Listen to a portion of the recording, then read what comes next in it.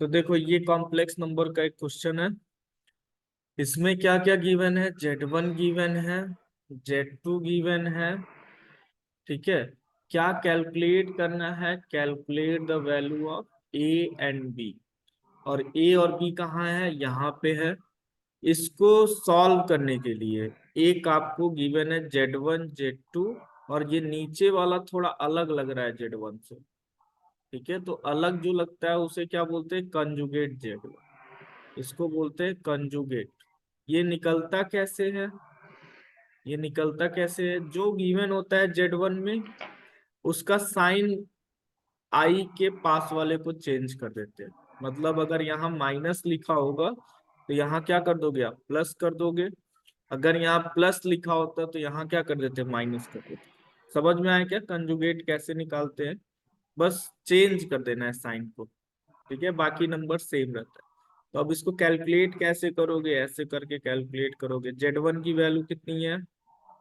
1 - i multiplied by -2 + 4i divide by Z1 की value क्या है? Z1 कंजुगेट की वैल्यू 1 + i। ठीक है, अभी क्या करना है आपको? आपको हमेशा ये नीचे में जो आई होता है इसको हटाना होता है। तो ये हटेगा कैसे? ये हटाने के लिए आपको क्या करना होता है? इसके सेम से अपोजिट से मल्टीप्लाई कर देना होता है, ऊपर और नीचे में। 1 - i 1 - i, इन दोनों से क्या करना होता है? इसमें मल्टीप्लाई करना होता है। तो क्या मिल जाता है? इसको सॉल्व करने से क्या मिलेगा आपको? थोड़ा सा नीचे करते हैं। इसको सॉल्व करने से आपको क्या मिलेगा? इसको सॉल्व करने से आपको मिलेगा a + ib = 1 - i 1 - i। एक मिनट।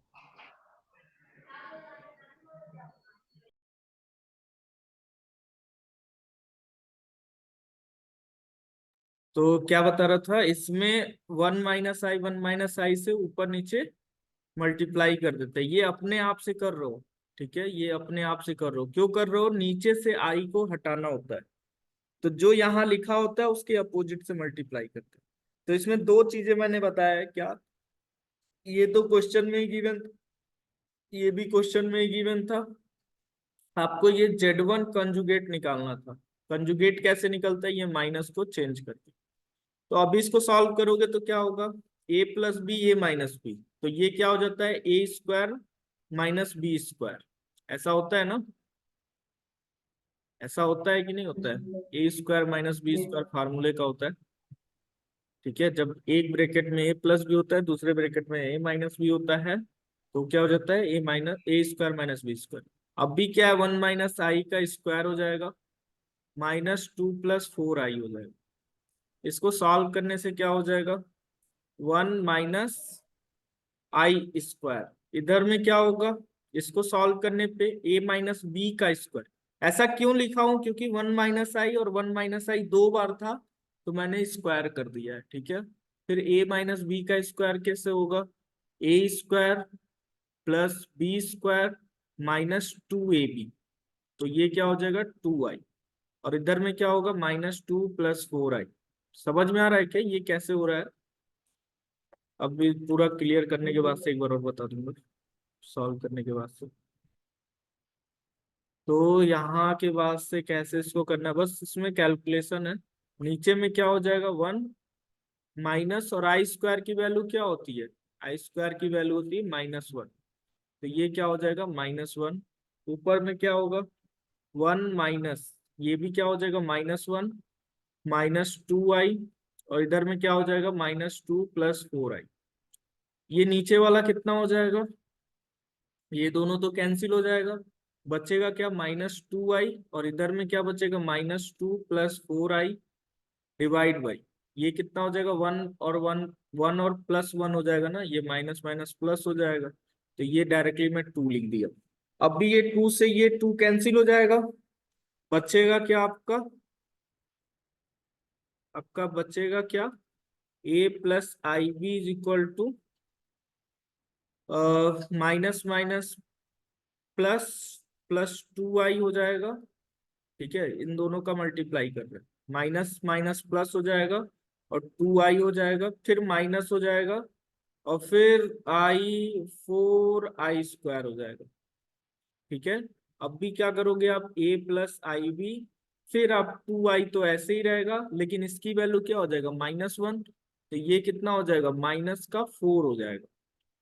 तो इसको सॉल्व करने पे कितना होगा, माइनस माइनस प्लस हो जाएगा, तो इसको 2i+4 लिख सकते हो ना आप। अब a के पास देखो, जो जिसमें i नहीं है उसको a बोलोगे, जिसमें i है, जिसमें i है वो क्या हो जाएगा आपका, b हो जाएगा। तो a की वैल्यू क्या हो जाएगी, 4, और b की वैल्यू क्या हो जाएगी, 2। यही आपको कैलकुलेट करना। ठीक है, इतना आपको कैलकुलेट करना था, ये आपका सॉल्व हो गया। देखो क्वेश्चन में क्या कह रहा है, find the modulus and argument. क्या कैलकुलेट करना आपको, मॉडुलस और आर्गुमेंट, किस क्वेश्चन का, इसका। तो सबसे पहले तो आपको समझना होगा कि मॉडुलस किसे बोलते हैं।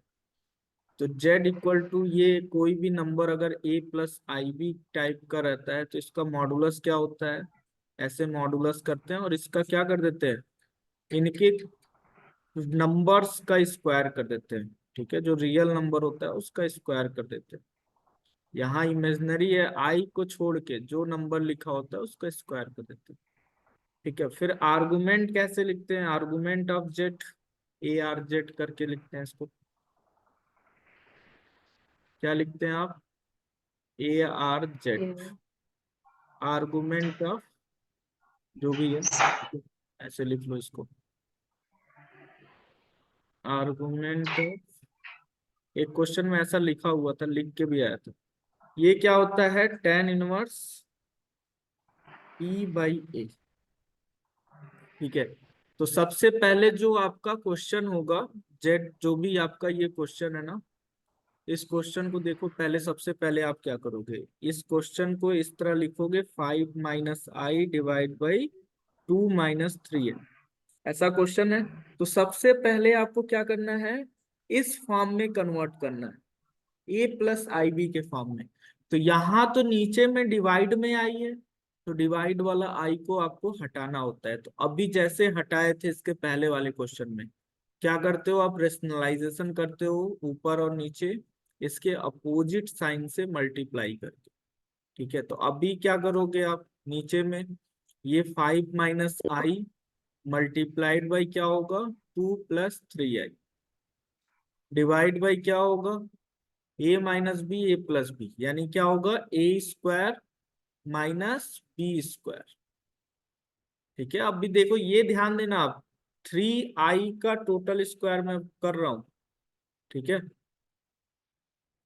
अब इसको कैसे करोगे आप।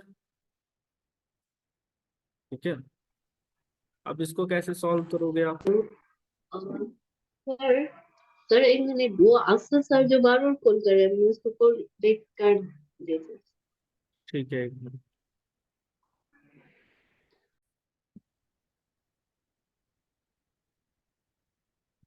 देखो इसमें क्या किया था मैंने, रेशनलाइज किया था ना, हमें क्या निकालना था, मॉडुलस निकालना था और आर्गुमेंट निकालना था। तो अब भी इसका रेशनलाइजेशन करने से नीचे से आई जो टर्म होता है वो हट जाता है। कैसे हटता है उसको देखो आप। तो इसमें कैसे मल्टीप्लाई होगा, इस 5 का लेके आप क्या करोगे, इन दोनों में मल्टीप्लाई करोगे। ठीक है, तो 5 2 जा क्या हो जाएगा, 10, और 15i, फिर आप -i को लेके आप क्या करोगे, इन दोनों में मल्टीप्लाई करोगे, तो ये कितना हो जाएगा, -2i, और माइनस प्लस क्या हो जाएगा, -3i²। ठीक है, डिवाइड में क्या होगा, 2 का स्क्वायर 4 हो जाएगा। ठीक है, -3i का स्क्वायर क्या हो जाएगा, माइनस तो रहेगा ही रहेगा, ये फार्मूले का है, ये 9i² हो जाएगा। अभी क्या होगा, z = 10, और ये 15 - 2i कितना हो जाएगा, प्लस का 13i, और यहाँ पे क्या होगा, i² की वैल्यू कितनी होती है, -1, तो ये वैल्यू कितनी हो जाएगी, -3 हो जाएगी ना ओवरऑल। ये कितना हो जाएगा, -3, तो माइनस और माइनस मिलके क्या हो जाएंगे, प्लस का 3 हो जाएगा क्या? ये समझ में आया आपको?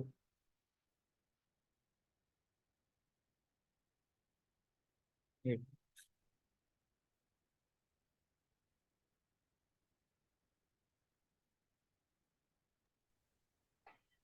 तो ये क्या हो जाएगा, प्लस का 3, और डिवाइड में क्या बचेगा, 4।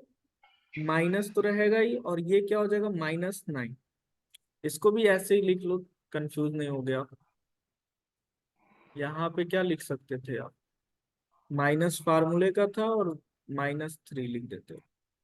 फिर आप आगे सॉल्व करोगे तो ये कितना हो जाएगा, 10 + 13i माइनस माइनस प्लस का 3 डिवाइड बाई 4 + 9। तो यहाँ पे क्या होगा, रियल नंबर आपका ऐड हो जाएगा। तो 13 + 13i डिवाइड बाई 13। अब दोनों 13, इन दोनों में क्या है, 13 है। इसको ऐसे भी लिख सकते हो ना, 13/13 + 13i/13। तो ये कट जाएंगे, बचेगा क्या, 1 + i। यानी अब किस टर्म में आ गया आपका क्वेश्चन, अब ये किस टर्म में आ गया क्वेश्चन आपका, z+a, z = a + ib के फॉर्म में आ गया।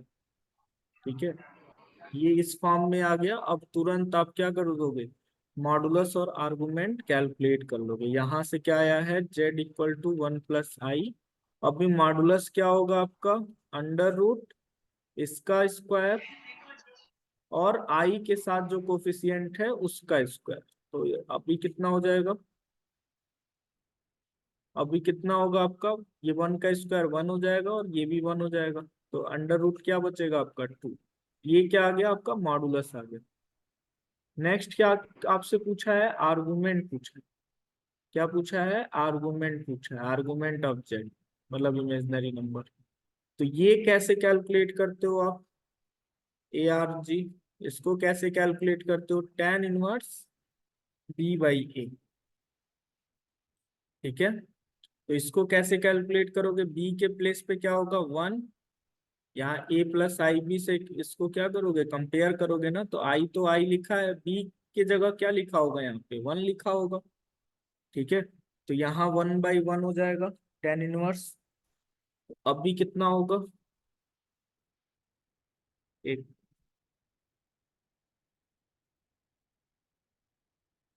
अभी कितना हो जाएगा, ये आर्गुमेंट ऑफ जेड, tan−1 हो जाएगा। और इसकी वैल्यू क्या होती है, 45। tan 45 की वैल्यू कितनी होती है, 1 होती है। ठीक है, तो आर्गुमेंट जेड कितना हो जाएगा, 45। यही आपको कैलकुलेट करना। ठीक है, मॉडुलस कैलकुलेट करना था और आर्गुमेंट कैलकुलेट करना।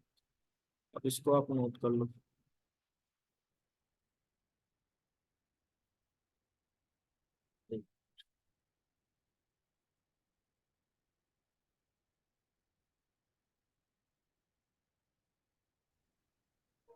देखो इसमें भी सेम क्वेश्चन था, ये भी आर्गुमेंट और क्या पूछा था, मॉडुलस पूछा था।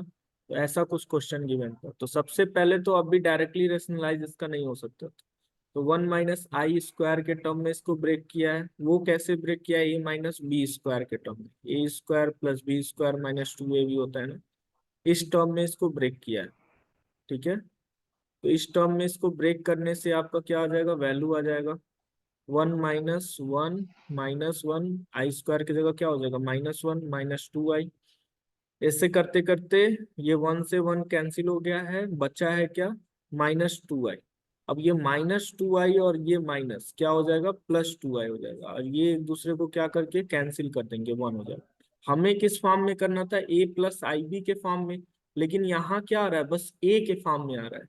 तो i के साथ आप क्या लगा दोगे, 0 लगा दोगे, ताकि आपको क्या मिल जाए, a + ib का फॉर्म मिल जाए। और उसके बाद से फिर वही प्रोसीजर जैसा आपने पिछले क्वेश्चन में किया था, मॉडुलस और आर्गुमेंट के लिए।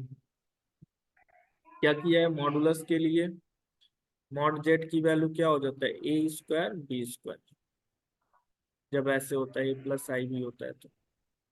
फिर आर्गुमेंट जेड क्या हो जाता है, tan−1 b/a। तो यही टर्म आपने रख के इसको कैलकुलेट कर दिया है। ठीक है, तो इतना इस क्वेश्चन में फाइंड करना था। सर थोड़ा सा नीचे करो सर। करता हूँ। तो ऐसा क्वेश्चन है आपका, क्या क्या करना था, convert into its polar form. तो सबसे पहले तो आपको पता होना चाहिए कि पोलर फॉर्म क्या होता है और रेक्टेंगुलर फॉर्म क्या होता है। तो जो इस टर्म में लिखे होते हैं, ए प्लस आई बी के टर्म होते हैं, उसे क्या बोलते हैं, रेक्टेंगुलर फॉर्म बोलते हैं। जो इस फॉर्म में होते हैं उसे पोलर फॉर्म बोलते हैं। अभी ऐसा जब आप बना दोगे ना, तो आर की वैल्यू क्या होगी, अंडर रूट ए स्क्वायर प्लस बी स्क्वायर। जैसे आपने मॉडुलस कैलकुलेट किया था और आर्गुमेंट कैलकुलेट किया था, सेम कैलकुलेट करना होता है आर और थीटा के लिए। थीटा की वैल्यू क्या होती है, tan इनवर्स बी बाई ए। बस आपको क्या करना है, अभी इस क्वेश्चन को इस फॉर्म में बनाना है, ए प्लस आई बी के फॉर्म में बनाना है। ये दिया तो वैसे रेक्टेंगुलर फॉर्म में ही है, लेकिन एग्जैक्ट रेक्टेंगुलर फॉर्म कब होगा, जब ए प्लस आई बी का फॉर्म आएगा। तो इसको करते हैं। तो क्या करना होगा आपको, सबसे पहले इसका रेशनलाइजेशन करते हैं। नीचे से आई को हटाना होता है। तो वो कैसे हटता है, वो हटेगा इसके अपोजिट से मल्टीप्लाई करके, इसी को बोलते हैं रेशनलाइजेशन करना। 5 - √3 है। तो नीचे में तो ए प्लस बी ए माइनस बी है, तो नीचे में तो ए स्क्वायर माइनस बी स्क्वायर हो जाएगा, √3i का स्क्वायर हो जाएगा। ऊपर में क्या होगा, आप बारी बारी से मल्टीप्लाई करोगे, आप 2 को उठाओगे, दोनों में मल्टीप्लाई, 2 × 5 = 10 -2 √3i। फिर आप क्या करोगे, 6 √3 को उठाओगे, दोनों में मल्टीप्लाई करोगे, तो कितना हो जाएगा, 6 × 5 = 30 √3i। और ये कितना होगा, 6 √3 यानी 3 हो जाएगा, यानी कितना हो जाएगा, 18i²। कैसे किया हूँ, 6 √3 मल्टीप्लाइड बाई √3i। तो कितना हो जाएगा, ये √3 मिलके 3 हो जाएगा, 6 × 3 सर = 18। आई 18 यहाँ कैसे भी आया था, बोल आई के? यहाँ भी था। क्या कह रहे हो आप, क्या, सर 18 कैसे आया बोल के? वही वही यहाँ पे देखो आप, 6 √3 सर 2 6 से 18। इंटू √3।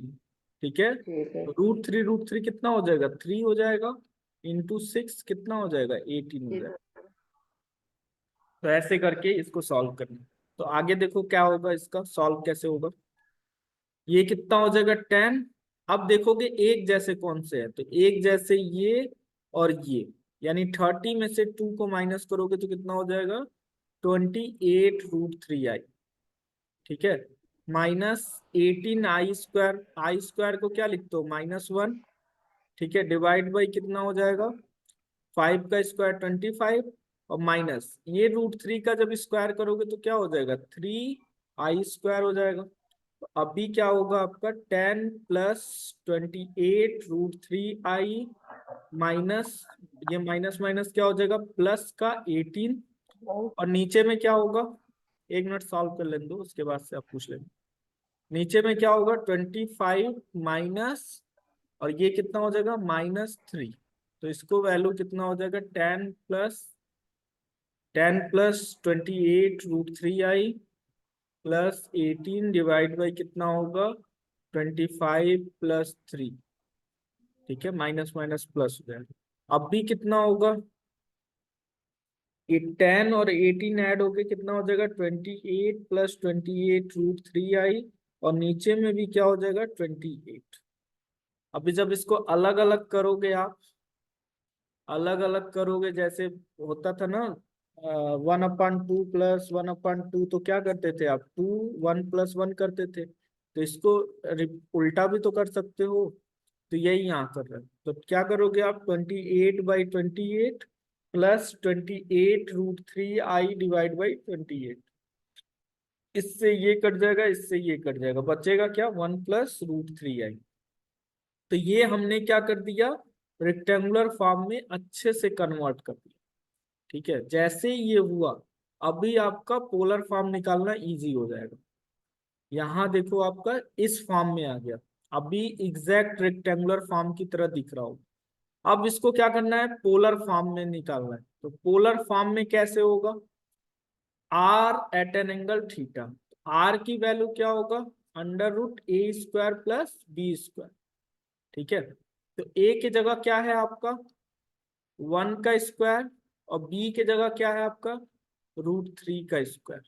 तो आर तो आपको तुरंत ही पता चल जाएगा, 1+3 यानी कितना हो जाएगा √4, यानी ये कितना हो जाएगा 2। आर की वैल्यू क्या हो गई 2। अब आपको क्या कैलकुलेट करना है, थीटा कैलकुलेट करना है। क्या कैलकुलेट करना है आपको, थीटा। वो कैसे कैलकुलेट होगा, उसके लिए भी मैंने फार्मूला यहाँ पे लिख के रखा हुआ है।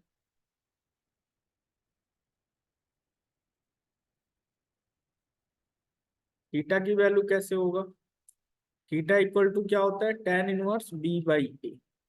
तो थीटा की वैल्यू क्या होगा, tan−1, b की वैल्यू कितनी है √3, और a की वैल्यू कितनी है 1। यहां से मैं देख ले रहा हूँ a और b की। तो ये कितना हो जाएगा tan−1 √3। अब भी बताओ √3 किसकी वैल्यू होती है, तो tan60 की वैल्यू होती है। तो ये कितना रख दोगे आप, tan60, ये दोनों आपस में कट जाएंगे, बचेगा कितना 60 डिग्री थीटा की वैल्यू। तो जब आप इसको पोलर फॉर्म में लिखोगे, जब आप इसको पोलर फॉर्म में लिखोगे तो क्या लिखोगे, Z = R की value 2 at an angle 60 degree. ये आपका पोलर फॉर्म है। तो ऐसे करके आपको लिखना था। ठीक है, ये आपका क्वेश्चन कंप्लीट हो गया।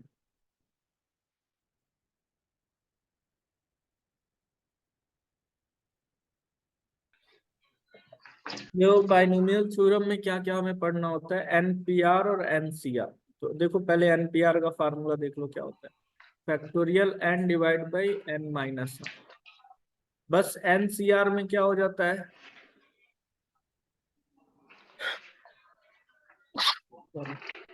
फैक्टोरियल n डिवाइड बाई क्या होता है n-r, और फैक्टोरियल r हो जाता है। ठीक है, इस फैक्टोरियल का मतलब क्या होता है, फैक्टोरियल 0 का कोई वैल्यू पूछे तो क्या बताओगे 1, फैक्टोरियल 1 की वैल्यू भी 1 ही होती है। फैक्टोरियल 2 की वैल्यू कैसे कैलकुलेट करते हैं, 2 जो लिखा होता है उससे अपोजिट काउंटिंग करते जाते हैं, मल्टीप्लाई। 3 की वैल्यू क्या होती है, 3 × 2 × 1, तो इसकी वैल्यू क्या हो जाएगी 2, इसकी वैल्यू क्या हो जाएगी 6, इसकी 4 की वैल्यू क्या हो जाएगी 4 × 3 × 2 × 1, यानी कितना हो जाएगा 4×3 = 12, 2 × 24। ठीक है, 5 फैक्टोरियल की वैल्यू क्या होती है, अब कभी कभी क्या होता है ना, 5 को ऐसे भी लिखा जाता है, 5 निकल जाता है, अंदर में क्या बचेगा 4 बचेगा। इसका मतलब क्या है, अभी 4 को भी जब आप ब्रेक करोगे तो यही तो होगा 4, 3, 2, 1। तो ऐसा भी कभी कभी यूज करना पड़ जाता है।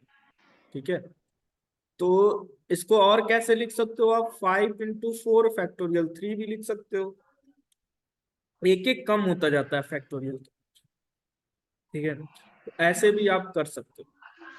क्यों ऐसा बता रहा हूँ, क्योंकि जब आप n को बाहर निकालोगे ना फैक्टोरियल से, तो वो क्या निकलेगा, अंदर में क्या बचेगा n-1 बचेगा। और निकालते हो, अगर n-1 को भी निकालते हो तो फैक्टोरियल के अंदर क्या बचेगा n-2 बचेगा। ऐसा क्यों बता रहा हूँ, क्योंकि यूज पड़ेगा इसका। ठीक है, और निकालते जाओगे निकालते जाओगे, कब तक निकालते जाओगे, जब तक 1 नहीं आ जाए। ठीक है, तो इस पे क्वेश्चन कैसे आता है उसको देखते हैं। ये तो हो गया कंसेप्ट, क्वेश्चन देखते हैं क्वेश्चन कैसे आते हैं। क्वेश्चन है इसका, क्या लिखा हुआ है, हाँ ऐसे लिखा हुआ है 2Pn, 3। क्वेश्चन नंबर है ये आपका 3 का बी, क्वेश्चन 3 का बी आप देखना पेपर में। 2Pn, 3 लिखा हुआ है, और क्या लिखा हुआ है Pn+1, 3 लिखा हुआ है।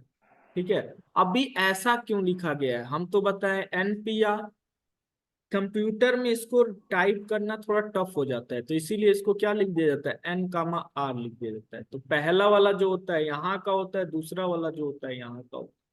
तो इसका मीनिंग ये क्या दिया हुआ था, np3 दिया हुआ था, और ये क्या दिया हुआ था n+1 p3 दिया हुआ था। ठीक है, तो अभी इसको सॉल्व करने पे क्या होगा 2n, ठीक है n-3, इधर में क्या होगा n+1, और डिवाइड में क्या हो जाएगा n+1 - 3। वही फार्मूला है। NPR की वैल्यू क्या होती है? Factorial n divide by n-r, तो वही मैं कर रहा हूँ यहाँ पे। अभी देखो आप क्या करोगे, इसको सॉल्व करना है। अब यहाँ क्या आप गलती करोगे, गलती क्या करोगे, आप सोचोगे आप किसको निकालूं कि कौन सेम हो जाएगा, n को निकालूं कि इसको निकालूं, यहाँ कंफ्यूजन हो जाता है। तो आप बारी बारी से दोनों निकाल के देखो, एग्जाम टाइम में बारी बारी से दोनों को निकाल के देखो और देखते रहो कि कौन से तुरंत आ रहा। जैसे यहाँ n+1 है और नीचे में क्या हो जाएगा, n-2 हो जाएगा। अब देखो इसमें से सोचना पड़ जाता है किसको मैं बाहर निकालूं। तो देखो n वाला अगर बाहर निकालते हो तो अंदर में क्या बचेगा, n-1 बचेगा, लेकिन यहाँ तो n+1 है। अगर यहाँ से n+1 बाहर निकालते हो तो अंदर में क्या बचेगा, n बचेगा, एक कम होके। एक कम होने का मतलब क्या, n+1 - 1। ठीक है, एक कम हो जाएगा ना, तो कम हो जाएगा तो कितना हो जाएगा, n हो जाएगा। तो देखो ये n और ये n सेम हो गया ना, तो हमें निकालना कौन सा है, इसको निकालना है। नीचे में देखो, अगर ये n-3 बाहर निकालोगे तो अंदर में क्या बचेगा, n-3 - 1, यानी कितना बचेगा, n-4 बचेगा। यहां जब n-2 बाहर निकालोगे तो अंदर में क्या बचेगा, n-3 बचेगा, एक कम हो जाएगा। तो ये और ये सेम हो जाएगा, यानी आपको कहाँ से कहाँ निकालना है, इसको ही निकालना है, दोनों को। तो देखो एक बार इसको 2-3 बार अपने आप से करोगे तभी समझ में आएगा, अपने आप से जब करते हैं तभी और क्लियर होता है। अदरवाइज मुझे तो पता है कौन सा निकालना है, आपको देखना होता है कौन सा बड़ा है। तो ये तो ऐसे ही रहेगा, ये तो ऐसे ही रहेगा। इधर वाला क्या होगा,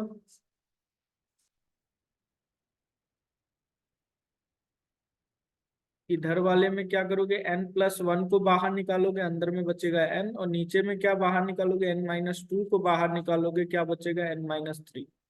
तो आपका ये क्या हो जाएगा, कैंसिल इससे हो जाएगा, ये कैंसिल हो जाएगा इससे। बचेगा क्या आपका, बचेगा आपका क्या, 2n-2 is equal to n+1। तो अभी क्या बचेगा आपका, 2n-4, 2n-4 is equal to n+1। अभी आपका क्या होगा, n को इधर लाओ, 4 को इधर लाओ, तो ये कितना हो जाएगा, 2n-n इज इक्वल टू 1+4। तो अभी कितना हो जाएगा, n इक्वल टू 5। ये आपका आंसर हो जाएगा।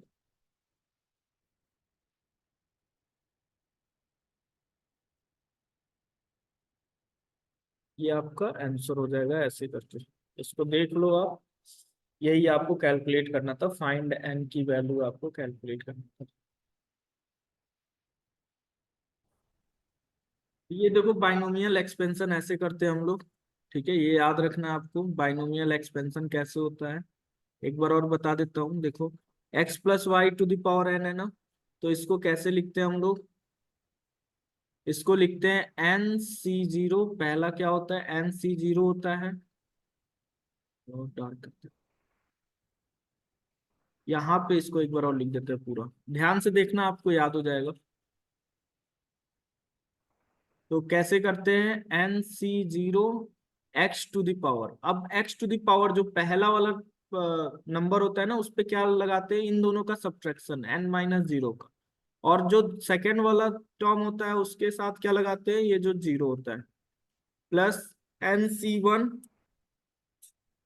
x⁴n-1 y⁴1, nc2 x⁴n-2 y⁴2, nc3 x⁴n-3 y⁴2। कहाँ तक ये जाता है, डॉट डॉट डॉट कहाँ तक जाता है, ncn x⁴n-1 n y⁴n। जो यहाँ होता है वो सेकंड वाले टर्म के पावर जाता है, और पहले वाले पे क्या होता है, दोनों का सब्ट्रैक्शन होता है। तो ऐसा ही एक क्वेश्चन है, उसको देखो आप, 4 का ए। 4 का ए में क्या गिवन है, 2x+y/2 आपको कैलकुलेट करना है। 2x+y/2 का क्या कैलकुलेट करना है, पावर 5 को एक्सपेंड करना है। तो एक्सपेंड देखो, अभी तो छोटा है तो आपको पूरा ही करना होगा। तो कैसे करते हैं आप इसको, 5c0 अभी देखो पहले x के जगह क्या गिवन है, यहाँ पे 2x गिवन है, 5 माइनस 0, y/2 के जगह पे आपका क्या हो जाएगा, to the power 0 plus 5c1, ठीक है, 2x to the power 5 minus 1, y/2 की पावर 1, ठीक है, फिर 5c2, 2x to the power 5 minus 2, ठीक है, y/2 टू द पावर 2। ऐसे करके आपको पूरा का पूरा कैलकुलेट करना है। 5c3, 2x to the power 5 minus 3, y power 2, और ये 3 हो जाएगा, प्लस 5c4, ठीक है, 2x to the power 5 minus 4, y/2 की पावर 4, फिर 5c5, 2x to the power 5 minus 5, y/2 to the power 5। तो इसको हमने क्या कर दिया, एक्सपेंड कर दिया। अब एक एक को कैलकुलेट करना होगा आपको। वो कैसे करोगे आप, ठीक है, ये कैसे आप कैलकुलेट करोगे अभी देखते हैं। तो 5c0 कैसे आप कैलकुलेट करोगे, 5c0 को factorial 5 divide by factorial 0, 5 minus 0, यानी कितना हो जाएगा, फैक्टोरियल 5 डिवाइड बाई फैक्टोरियल 0 की वैल्यू पहले ही बताया था 1 होता है, और ये फैक्टोरियल 5 बचेगा क्या, 1, यानी इसकी वैल्यू क्या हो जाएगी 1, 2x टू द पावर 5। अब देखो बहुत ज्यादा सॉल्व करने की यहाँ नीड नहीं है, लेकिन फिर भी आप 2 की पावर 5 तो कैलकुलेट ही कर सकते हो। कितना हो जाएगा, 2 टू जा 4, 2 जा 8, 2 जा 16, 2 जा 32, 32 हो जाएगा x टू द पावर 5। और जब किसी की भी पावर 0 होगी उसकी वैल्यू क्या हो जाएगी, 1 हो जाएगी। 5c1 की वैल्यू वैसे तो 5 होता है, लेकिन एक बार कैलकुलेट करके दिखा देता हूँ। 5 फैक्टोरियल 1, 5 माइनस 1, ठीक है, तो ये कितना हो जाएगा, फैक्टोरियल 5 डिवाइड बाई फैक्टोरियल 4। तो यहाँ से आप ऐसा भी बोला था ना कि इसको भी यूज कर सकते हो, तो हम लोगों ने 5 कैलकुलेट कर लिया। पूरा मल्टीप्लाई करके भी देख सकते थे, आपका आ जाता। 5 हो गया, 2x टू द पावर क्या हो जाएगा, 4 हो जाएगा। इसकी वैल्यू क्या होगी, 2x टू द पावर 4। तो एक बार लिख ही देते हैं, नहीं तो फिर कंफ्यूज हो गया।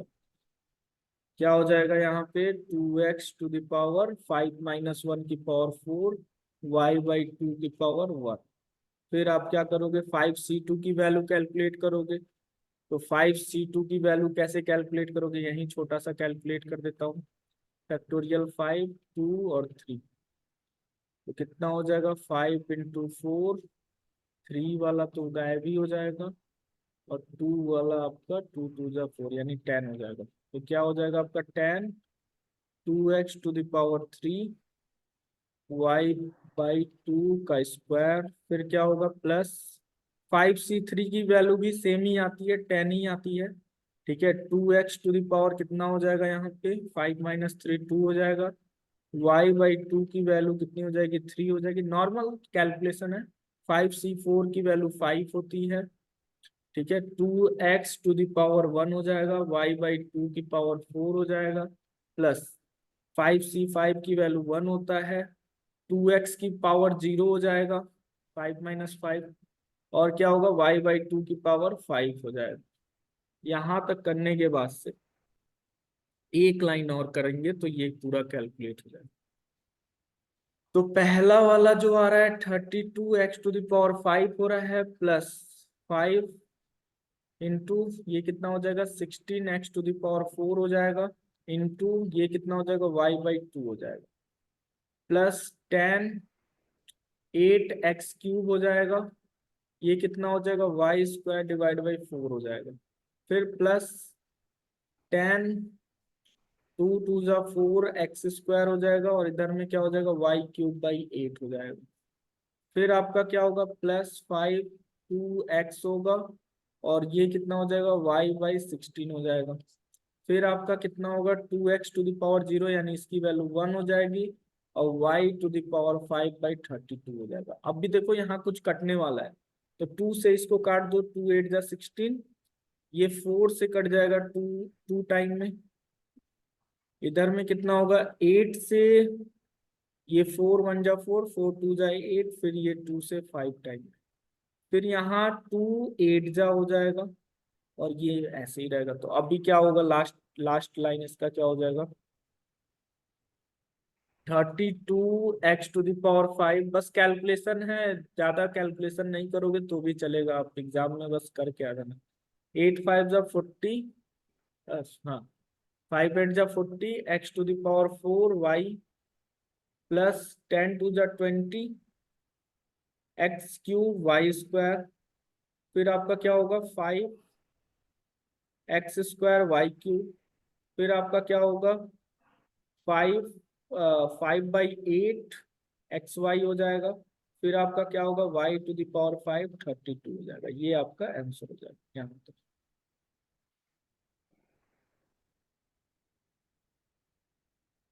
ये आपका इसका बाइनोमियल एक्सपेंशन हो जाएगा। अब आप बारी बारी से देख लेना कैसे कैलकुलेट हुआ है, ठीक है। जी सर। इतना बड़ा है, आप आराम से करना एग्जाम में, पहला लाइन और दूसरा लाइन गलत नहीं होना चाहिए, बाकी कैलकुलेशन में हल्का फुल्का मिस्टेक हो सकता है। क्या कैलकुलेट करना है, ये भी बाइनोमियल का ही क्वेश्चन है, मिडिल टर्म कैलकुलेट करना होता है। अब देखो जो पावर होता है ना, इस पावर को देखते हैं, 5 अगर पावर है तो इसका 6 टर्म आएगा, 1 2, ठीक है, 3 4 5 6 टर्म आएगा। तो ध्यान देना, तो ऐसे ही याद रखना, ज्यादा वो मैं अभी करा दूंगा कि एन की वैल्यू ऑड होगा इवन होगा, तो ऐसा कुछ मत सोचो। यहाँ 5 लिखा है ना, 5 का एक्सपेंशन जब करोगे तो 6 टर्म आएगा। अभी देखो मिडिल में कौन सा होगा, 3 इधर छोड़ दो, 3 इधर छोड़ दो, कोई मिडिल में नहीं बच रहा है, तो आपको क्या करना होगा, दो दो को छोड़ना होगा, दो दो को क्या करना होगा, आपको स्किप करना होगा। तो दो दो को स्किप करने से मिडिल में आपको 2 नंबर मिलेंगे, 3 टर्म और 4th टर्म। तो इसका क्या करना होगा, आपको T3 कैलकुलेट करना होगा और T4, दो दो मिडिल टर्म कैलकुलेट करने होंगे, ठीक है। अगर ये नंबर क्या होता, 4 होता, अगर ये नंबर क्या होता, पावर में जो x+a⁴ होता, तो इसका एक्सपेंशन 5 ही टर्म आता, ठीक है। तो आप 2 2 को छोड़ते तो केवल एक ही में मिडिल टर्म होता, तो आपको उसी ही कैलकुलेट करना होता, T3 बस कैलकुलेट करना होता। लेकिन जब यहाँ ऑड होता है तो आपका 2 मिडिल टर्म निकालना होता है। तो इतना आपको नहीं सोचना है, सोचना क्या है कि इसको एक्सपेंड करोगे तो एक नंबर बढ़ जाएगा।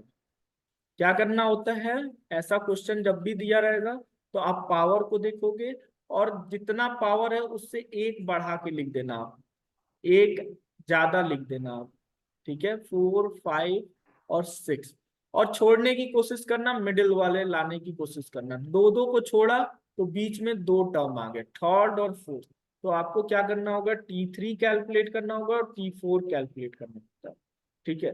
जो फार्मूला होता है ना, ऐसे फार्मूला होता है मिडिल किसी भी टर्म को कैलकुलेट करने के लिए, TR+1।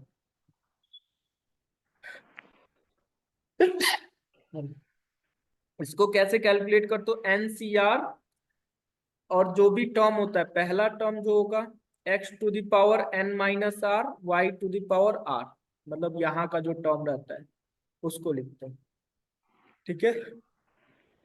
तो T3 को कैसे लिखोगे आप, T3 को कैसे लिखोगे, T2+1 लिखोगे, और ये R हो गया, ये +1 हो गया, तो ये ध्यान रखना होता है। तो यहाँ पे क्या होगा, NCR, अब N के जगह क्या लिखोगे आप, N के जगह जो 5 वाला है, ठीक है, ये वाला, ठीक है, तो ये क्या हो जाएगा 5C2 और y/x⁵ और 1/y⁴ 2, ठीक है। ऐसे करके आपको T3 कैलकुलेट करना होगा। T3 कैलकुलेट कर देते हैं पहले, कहाँ गया, हाँ, 5C2 की वैल्यू कितना हो जाएगा, 10 हो जाएगा, अभी कैलकुलेट किया था आपने, फैक्टोरियल 5/2 फैक्टोरियल 5 - 2, ठीक है। तो ये कितना हो जाएगा 5/2 और ये 3, तो जब इसको ब्रेक करोगे तो 5 4 3 / 2 और 3, तो 3 3 खत्म, ये 2 2 जा 4 हो जाएगा, यानी 10 आता है।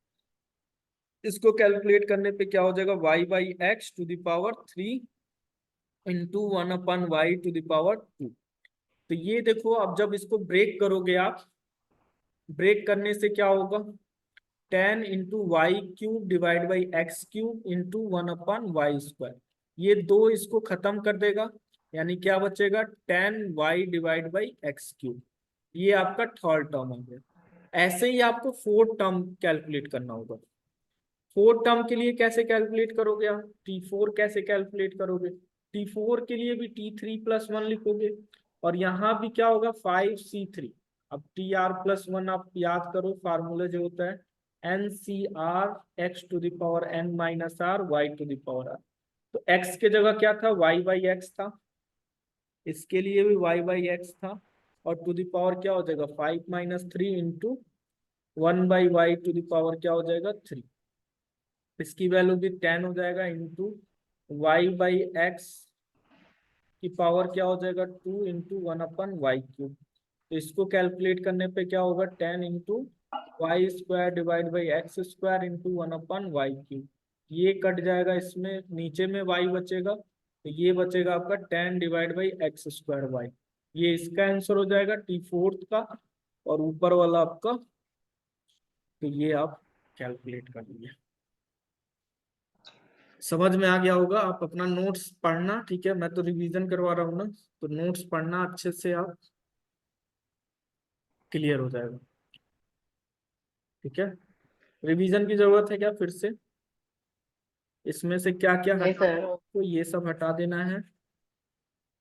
ये फार्मूला आप साइड में, इसको भी हटा दो आप, इसको, और इस फार्मूले को मैं क्या कर दे रहा हूँ, थोड़ा साइड में लिख दे रहा हूँ। इस वाले फार्मूले को साइड में लिख देता हूँ, इस वाले फार्मूले को साइड में, कैसे साइड में लिख रहा हूँ इसको भी देख लो आप। ठीक है, यहाँ पे अगर ऐसा कुछ रहता है x⁴y(n), अगर कोई टर्म निकालना होता है ना, फिफ्थ टर्म निकालना होता है, तो क्या करते हैं आप, T4+1 लिखते हैं। क्यों ऐसा लिखते हैं, क्योंकि Tr+1 का हमें फार्मूला पता होता है, NCr x⁴n−r y⁴r। ठीक है, ये आपको फार्मूला पता होता है। तो जब फिफ्थ टर्म निकालना होता है तो क्या करते हैं, 4+1 लिखते हैं। तो जब ऐसा करोगे तो यहाँ थर्ड टर्म निकालना था, तो थर्ड टर्म के लिए क्या किए हो, 2+1 किए हो, और यहाँ पे n के जगह पे क्या गिवन था आपका, n के जगह पे आपका 5 गिवन था, n के जगह पे क्या गिवन था आपका, 5 गिवन था, तो यहाँ आपने 5 रख दिया। r के जगह पे क्या आया, 2 आया, 2 रख दिया। फिर a के जगह पे, मतलब x के जगह पे, पहले वाले के जगह पे क्या दिया था, y/x दिया था, y/x रख दिया। ठीक है, दोनों का डिफरेंस रख देते हैं, और फिर 1/y रखते हैं, और उसकी स्क्वायर कर देते हैं। फिर इसको सॉल्व करने से ये आपका आंसर आ जाता है। उसके बाद से सेम प्रोसेस फोर्थ टर्म के लिए निकालते हैं, 3+1 करते हैं, 5C3 y/x 5 - 3 करते हैं, फिर 1/y3, ऐसे करके आपको कैलकुलेट कर लेना होता है। ठीक है, ये इसका आंसर हो जाएगा। अब एक बार आप वीडियो देख लेना और क्लियर हो जाएगा।